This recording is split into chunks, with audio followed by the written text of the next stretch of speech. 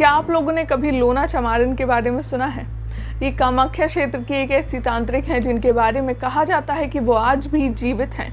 लोना चमारिन की सिद्धियों को देखकर कई ब्राह्मणों ने इन्हें अपना गुरु बनाया था। लोना चमारिन ने तंत्र का ज्ञान इस्माइल जोगी, जो कि एक असम का एक मुसलमान था, उससे सीखा था। बताया जाता है कि पुराने समय में असम के मुस्लिम तंत्र साधना में काफी दिलचस्पी लिया करते थे। असम में सूफियों के अलावा मुस्लिमों की बड़ी संख्या तंत्र साधना की ओर भी आकर्षित हुई थी और उसने इस धारा में असरदार ढंग से हिस्सा भी लिया था। लोना चमारिन को साबर मंत्रों की रानी माना जाता है।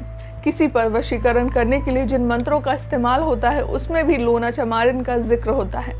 तांत्रिक बताते हैं कि जो लोना को खुश कर ले जाता है वो सीधा ईश्वर के करीब पहुंच जाता है। कामरू देश कामाख्या देवी जहां बसे इस्माइल जोगी की लगी फुलवारी फूल चुने लोना चमारिन। आज के वक्त में लोना चमारिन के बारे में कई गलत चीजें प्रचलित हैं, जैसे कि कई लोग उन्हें डायन बताते हैं। असम के मयूंग में रहने वाले तांत्रिक बताते हैं कि नीलांचल पर्वत पर आज भी लोना चमारिन रहती हैं। वो कोई डायन नहीं है बल्कि बहुत ही ज्ञानी महिला है। असम के कई तांत्रिक ने तंत्र साधना के जरिए लोना को प्रसन्न भी किया है और उनसे मिलने का दावा भी किया है। नीलांचल पर्वत के पास रहने वाली एक दादी से जब मेरे दोस्त की बात हुई तो उन्होंने भी बड़े अदब से कहा था कि अरे चप्रहू, लोना चमारिन तोहार और तोहरे बाप दादा सबका भला चाहे वाली होए। वो खुद माँ देवी भवानी है। यहाँ तक कि असम में अगर किसी का टोना झाड़ना होता है तो भी पुराने लोग लोना चमारिन को ही याद करते हैं। जस कामरू चमारी लोना को न छरे पाटे तो टोना।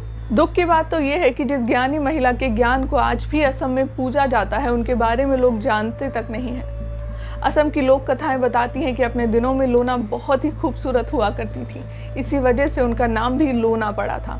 मैंने जब लोना के बारे में थोड़ा जानना चाहा तो एक ही बात पाई कि अगर लोना छोटी जाति से ना होती तो शायद लोग उसे देवी के अवतार की तरह मान लेते, मगर तथाकथित समाज ने उसे डायन बना दिया क्योंकि उनसे हजम नहीं हुआ कि एक महिला ने इतनी सिद्धि कैसे हासिल कर ली। यही कारण है कि लोना बड़े सिद्ध बाबाओं की तरह प्रचलित नहीं हो पाई, बल्कि लोगों ने उन्हें डायन बता दिया। फिलहाल लोना चमारिन के बारे में अगर आपको भी कोई जानकारी हो तो मुझे कमेंट करके ज़रूर बताएं।